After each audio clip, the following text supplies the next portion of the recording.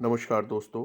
इस व्लॉग में कैसर बंगाली जो बड़े रिनाउंड पाकिस्तानी इकोनॉमिस्ट और पॉलिटिकल एनालिस्ट हैं, उनका कहना है कि जो भी 76 साल में आज पाकिस्तान की हालत हुई है, इसकी जिम्मेदार फौज है।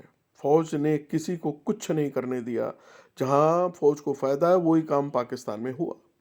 और आगे साजिद तारा की एक इंटरव्यू है जिसमें वो ये कहते हैं कि पिंकी पीरनी जो इमरान खान की बीवी है, उसने 3.5 साल पाकिस्तान चलाया है, इमरान खान ने नहीं। व्लॉग देखिए, बहुत मज़ा आएगा, पूरा सुनिएगा। सिर्फ मईशत नहीं टूट रही है। जिन लोगों की जिम्मेदारी है, क्या उनको इस चीज़ का एहसास है? लगता तो नहीं है कि कोई एहसास है, क्योंकि अगर एहसास हो तो अपने तरीके रास्ते बदलेंगे। भी इत्तेहादी हुकूमत बनने जा रही है, तो आपको लगता है कि उसमें इतनी सलाहियत है कि वो हमारी माशी मामलात को संभाल सकती है? ये सलाहियत की बात नहीं है, इजाज़त की बात है।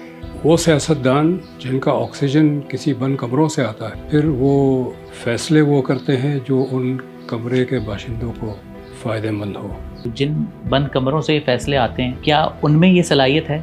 उनमें बिल्कुल नहीं है। अब हम तनख्वाहें भी कर्जों के पैसों से दे रहे हैं। फौजियों की तनख्वाह भी कर्जों के पैसों से आ रही है। सिविल सर्विस के अखराजात है और फौज के अखराजात है, ये दोनों कम करने पड़ेंगे। आधी मिनिस्ट्रीज बंद करनी पड़ेगी। लेकिन उससे बड़ा जो खर्चा है वो फौज का है। एक वो हिस्सा जिसका जंग से बराह रास्त ताल्लुक है और एक हिस्सा जिसका जंग से कोई ताल्लुक नहीं है। वहाँ तो बहुत कमी की जा सकती है। कुछ हेड्स ऐसे हैं जिसको जीरो पे लाया जा सकता है। अगर आप लाहौर से पेशावर जाए जीटी रोड से, तो औसतन हर 25 मील के बाद एक कंटोनमेंट आता है। इनमें से 1 या 2 के अलावा सारे कंटोनमेंट जो है अंग्रेजों ने बनाए थे, चूंकि 19वीं सदी में रूस से खतरा था हमला होने का। इंडिया ने तमाम कंटोनमेंट खत्म कर दिया। नेवी और मैरिटाइम सिक्योरिटी एजेंसी एक ही काम करते हैं, एक को बंद कर दें। नई नई गाड़ियां सड़क पे आती है, फॉरेन एक्सचेंज से इंपोर्ट होती है, और वो सारे फॉरेन एक्सचेंज कर्जों के। पेट्रोल इंपोर्ट करते हैं, वो भी कर्जों से करते हैं। कर्जों के बुनियाद पे ये जो ऐश व आराम की हम जिंदगी गुजार रहे हैं, ये हमें बंद करना पड़ेगा। 20-25 साल में तो खास तौर पे मईशत कर्जों पे चलाई गई है। ये ख्याल था कि आते रहेंगे डॉलर लिफाफों में। तो सर, ये सिस्टम कब तक चलता रहेगा? जी अब नहीं चलेगा। इसलिए चल रहा था कि अमेरिका को हमारी ज़रूरत थी, अब पाकिस्तान की ज़रूरत नहीं है। पाकिस्तान उनके लिए एक न्यूसेंस बन गया है। उनको ज़रूरत इंडिया की है। हमें अपने पैरों पे खड़ा होना है। अगर हमने अपनी सलामती हमें चाहिए। IMF के कहने पे बजट बनाते रहे, हमारी सलामती नहीं है।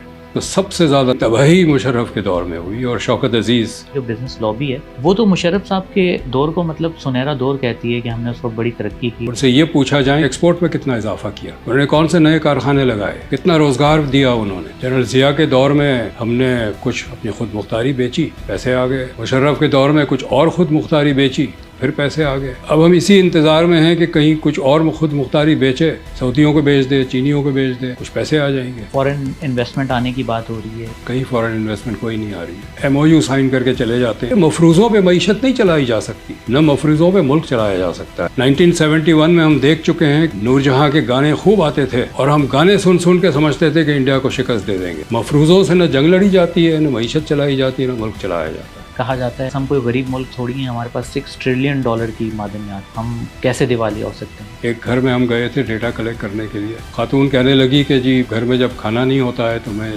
पानी चढ़ा देती हूँ चूल्हे पे। बच्चे रो रहे होते तो उनको कहती हूँ कि देखो पक रहा है, रो रो के सो जाते हैं, मैं चूल्हा बंद करके मैं भी सो जाती हूँ। ये वही बात है कि चूल्हा चुपे खाना चढ़ाया हुआ है, पानी उबल रहा है, खाना आ जाएगा। डॉलर तकरीबन 280 रुपए पे ट्रेड कर रहा है, तो आपके ख्याल में ये इसकी रियल वैल्यू है? ये आर्टिफिशियल है। जो आपके रिजर्व्स हैं वो तो सारे कर्जों के हैं ना। जिस दिन कर्जे आने बंद हो जाएंगे तो आप अंदाजा लगा लें डॉलर का क्या रेट होगा। डिफॉल्ट होना किसी कंट्री का दी एंड तो नहीं होता। वो डिपेंड करता है। कुछ मुल्क टूट भी गए, किसी जंग में शिकस्त नहीं हुई रूस, उसकी मईशत बैठ गई। तरीके से खातून को कहते हो कि हलवा उसके लिखा था लिबास पे, उसको मार के जन्नत के टिकट लेने की कोशिश कर रहे हो। ये किस तरह की फिलॉसफी है चीमा साहब? ये हमें कहाँ लेके जाएगी? हाँ, लेकिन साथ ये भी डायलॉग चल रहा है। PTI मेरे जो लौड़े लपाड़े हैं ट्विटर वाले, उन्होंने मूवमेंट शुरू कर रखी है कि मरियम नवाज एक खातून जो है वो किस तरह चीफ मिनिस्टर बन सकती है, और एक खातून जिनों के जरिए पाकिस्तान चला सकती है 3.5 साल। तो इस खातून को क्या प्रॉब्लम है भाई?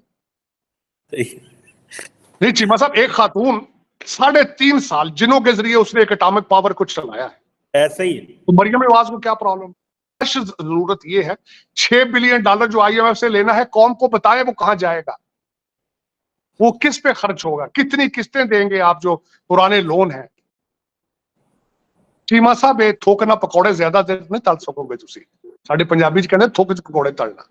76 साल हो गए ना IMF के सिर पे, 24 प्रोग्राम है, 24th प्रोग्राम है, आज से जितने मर्जी ले लें आप, गुर्दे दे लें, लिखें इनके गुर्दे वो IMF को लिख के दे देंगे।